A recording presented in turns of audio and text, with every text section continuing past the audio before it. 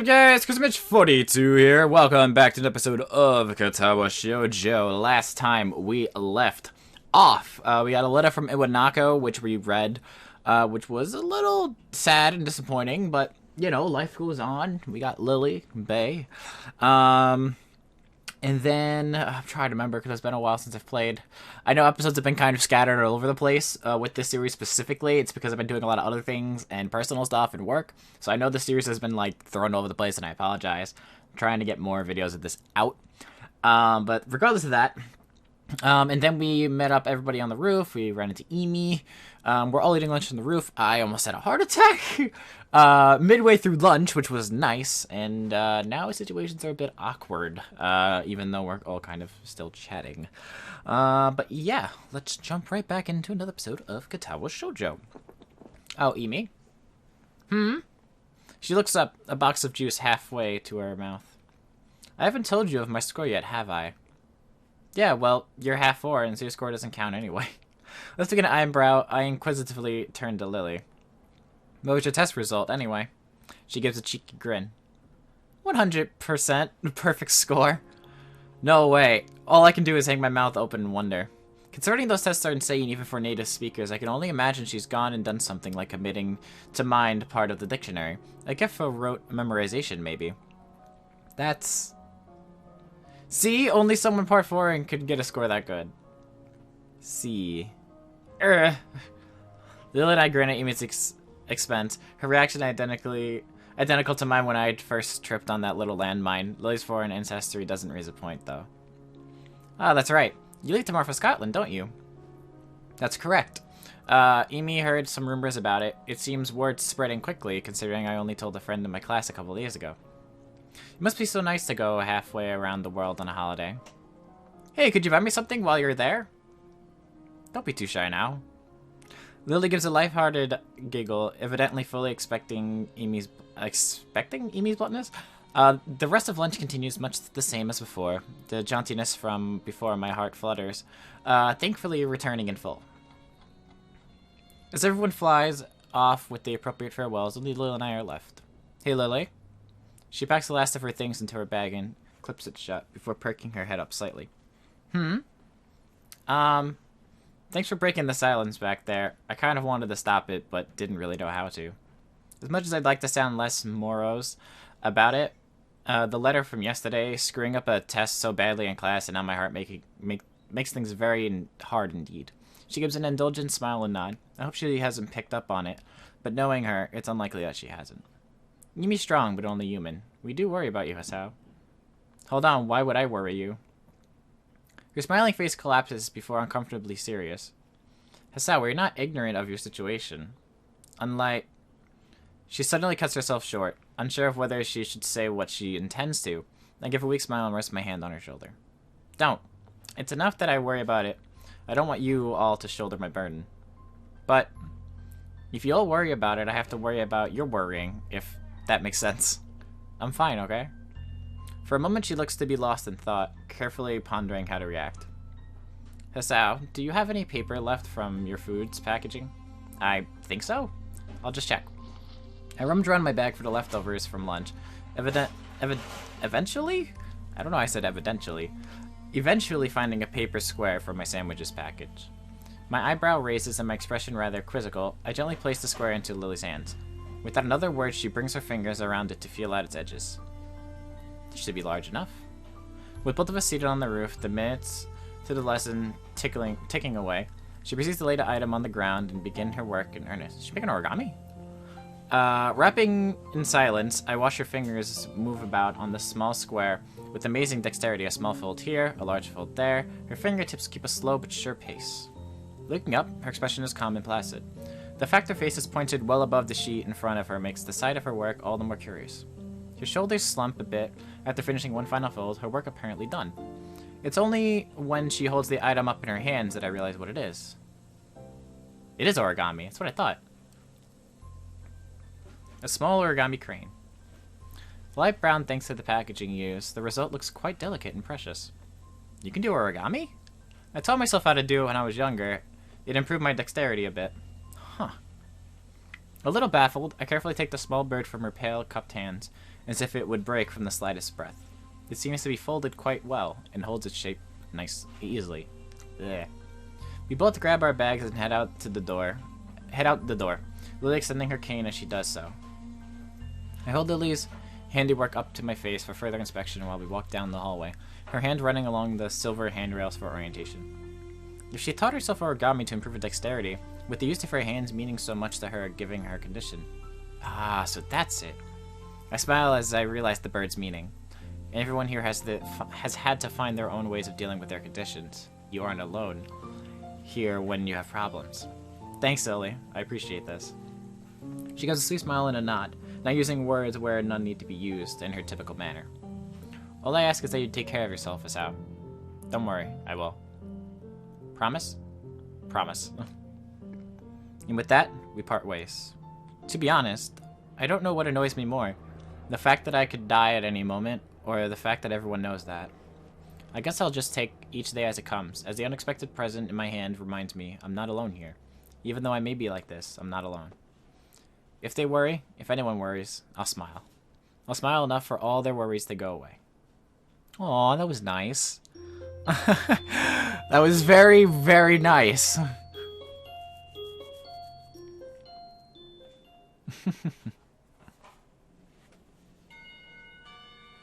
The moment the bell rings out, a collective sigh of relief comes from everyone. Much of the morning's been taken up by a droning lecture on stoichiometry? Huh? I don't know what that is. A topic entirely unbefitting of the insufferable heat pyramiding the classroom. Knowing that attempting to teach anything more would be an exercise in futility, Matao gives up and begins clearing the teacher's materials from his desk for the day. As meaningless banter starts filling the room, I notice Hanako getting up and coming to my desk. She's been a lot less withdrawn lately, something which gives me a small measure of satisfaction. Hello, Hisao. Hey, want to go pick up Lily then? It's close to the time when she'd need to get going if she's going to make the flight. About that. She said she might be held up a bit by her classmates. I suppose that makes sense. Her class usually gets off a little earlier than ours, so Lily would normally have to just come to our classroom. Words! Her class must be sending her off. Well, never mind. We can wait outside her classroom for once, right? She has a small giggle before nodding, the two of us taking our things and leaving for 3-2's classroom. When we reach our destination, I stop in idle amusement at the scene inside. One of the shorter girls from the class is Lily wrapped in an enthusiastic hug, her head no higher than Lily's chin. Her other friends, of which there are several, are gathered around her as well. Lily simply smiles kindly and hugs her back. I guess Lily must be pretty popular. Compared to Shizune's harsh but fair dictatorship of Class 3-3, Lily seems more like a mother figure for Class 3-2, to say nothing of her height and look. Kenji's pointedly cool demeanor as he packs his things at his seat in the back of the corner of the classroom is expected.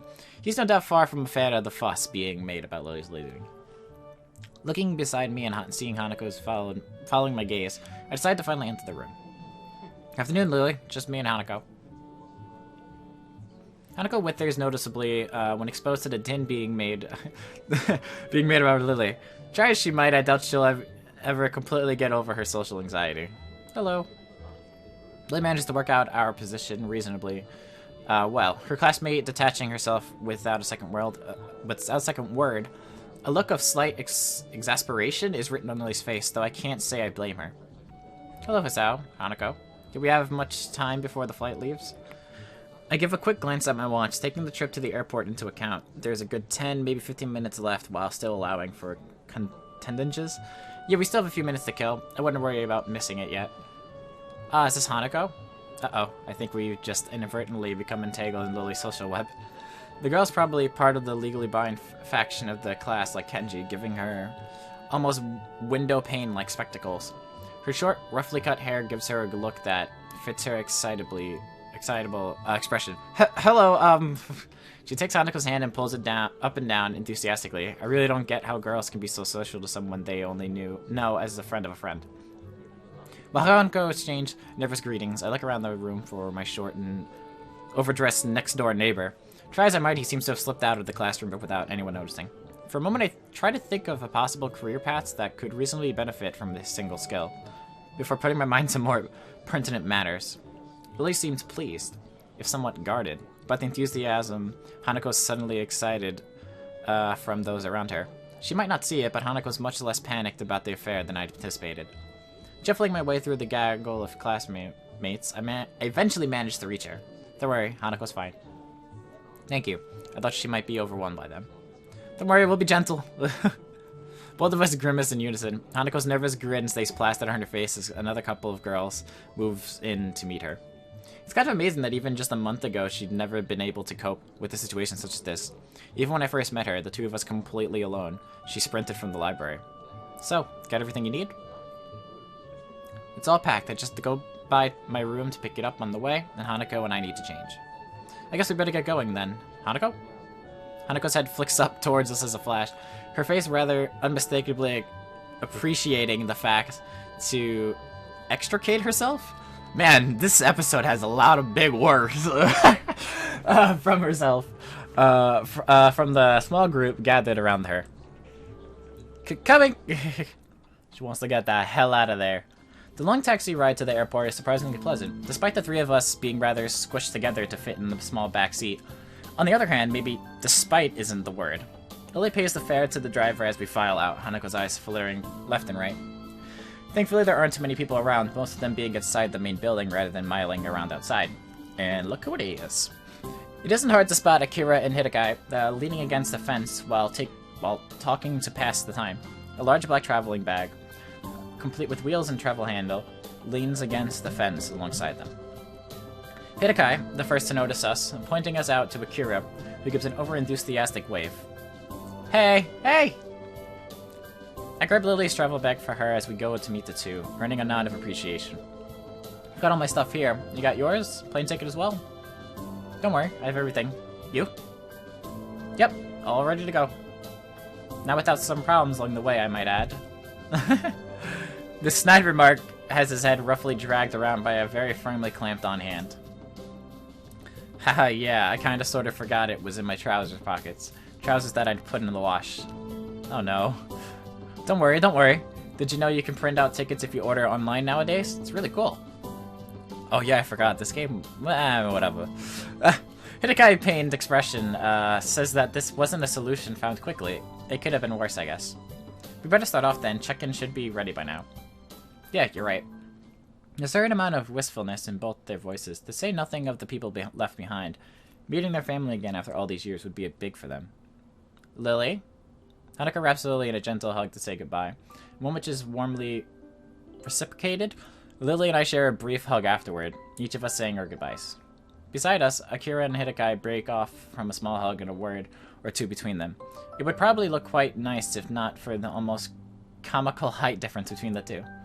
Lilly takes a hold of her sister's arm once all that needs to be said in farewells is said. The two walking past the huge glass doors. Goodbye, Hisao. Hanako. See ya. Don't do anything stupid, shorty. We wave at them until they disappear from sight in the throng of people moving about inside. And then, we're alone. Well, that's that. I turn to see Hitakai almost beginning to walk off. See ya. He throws a hand into the air, in a manner I'd expect of Akira. In the end, it's just Hanako and me left standing outside. I rest my hand on her shoulder. She absentmindedly gazes towards the front doors of the building, as if she might catch a glimpse of either of the two before they disappear. Don't worry, the time will pass fast. She hesitates for a moment, but eventually nods. With the scorching heat of the summer sun beaming down on us, we make our way to the nearby bus stop. It's strange, really. Just when I'd begun to see Lilly differently, she leaves on what almost feels like a pilgrimage to the past. In a way, though, that's just what I've been doing since coming to Yamaku. As much as I may reflect on everything that's happened to me, I really am hardly unique. Everyone has their own circumstances and separate paths to get where they are now. Yet I still can't really work out how I should proceed. My life may have practically been reset, and I still can't find anything that satisfactorily fills the holes I still feel inside, in myself. Maybe Lily's leaving will be a good thing for me. Without her to lean on, I'll need to do more for myself. I'll have to be there for Hanako as well. It feels strange to have so much changing so quickly after my months in the hospital that seem to exist so separately from reality. But that's all the more reason for me to keep focused. I can't let any opportunity slip out of my fingers in my attempt to rebuild my life.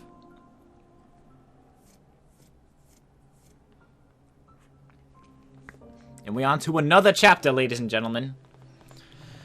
Act 3. Present. So Lily's out in Scotland now. She's back home. Oh. I rest my chin on my hand as I absentmindedly look out the window. Yet another of Matao's lectures droning on and on as if it were endless. The summer sky is almost alluring in its bright, cerulean splendor. Only the odd passing cloud breaking up the deep blue expanse. This feeling of longing is probably the outdoors sides of me yearning to escape. Nakai, could you answer this? That side of me is lost to the past now, though. In that case, I think it would be use the "and" suffix. Correct. Moving on to suffix 4. As my attention towards Mateo slips out once again, I spot Misha giving me an enthusiastic thumbs up and nod at her to settle her down. She's like, you did it even though you weren't paying attention. It's been a handful of days since Lily left for Scotland. Days which have passed relatively peacefully. Life largely continued as usual, in contrast to what I'd expected. While thoughts of her have danced around on the edge of my mind since she left, present events managed to subdue me, at least for the time being. So I find myself idly chatting with Hanako, as usual, when lunchtime finally rolls by. Are the later ones in the series good as well? Not really. You're probably best off just sticking to the original. His later books didn't live up to it, other than maybe God Emperor. Thanks, I wasn't really sure if... Oh god. As Hanako steps to the side, I see Shizune stride up in her typically business-like manner, flanked by her ever-present bright-haired shadow. Try as I might, I can't read any hint of their intent from their faces. Shizune's poker face and Misha's seemingly boundless cheerfulness are a devilish combination. Morning, Shizune. Misha. Hi. I accentuate the greeting with a nod to Shizune in order to get the point across. She promptly and curtly returns the gesture to both of us. It's been a long while since I've really talked to either of them. For a while I thought they might be avoiding me, but eventually came to the conclusion that Shizune really isn't the type to do so. Morning. She senses that Matao wants to see you sometime. Because of the statement, my face contorts as if I'd just eaten spoiled food, giving Misha no end of amusement. Wahaha! Anyone think you were in trouble, Hichan? You may not be aware of it, but you have the least to worry about out of anyone in the class. What an unexpected vote of confidence. Even Hanako nods hesitantly to affirm the point. Thanks, I'll keep that in mind. There was something I wanted to ask you, though. And what might that be, Hichan? I have a feeling this won't go over well, but here goes. Is there any reason why you and Lily don't get along? It seems like even a little civility would help you both in your duties. Shizune's cold stare after Misha happily signs the word stops me in my tracks. In hindsight, I really could have worded that better. Hanako's like, later. Out of the corner of my eye, I'm sure I see Hanako move back just a little.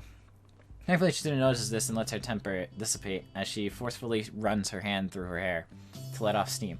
Perfectly on cue, Misha begins interpreting the second Shizune's arms begin to move. I would say that such matters aren't relevant to you, but since you seem to have befriended Lily... She pauses to adjust her glasses, evidently attempting to articulate her point in the best possible manner. While I assume the same of her, I cannot call my own views on the matter unbiased. Suffice to say, we were closer before than we are now. Shizune makes a quick gesture to Misha to stop her from interpreting, then has a quick meeting with her before proceeding. The fact that the two can communicate so easily yet so secretly right in front of us is slightly disconcerting.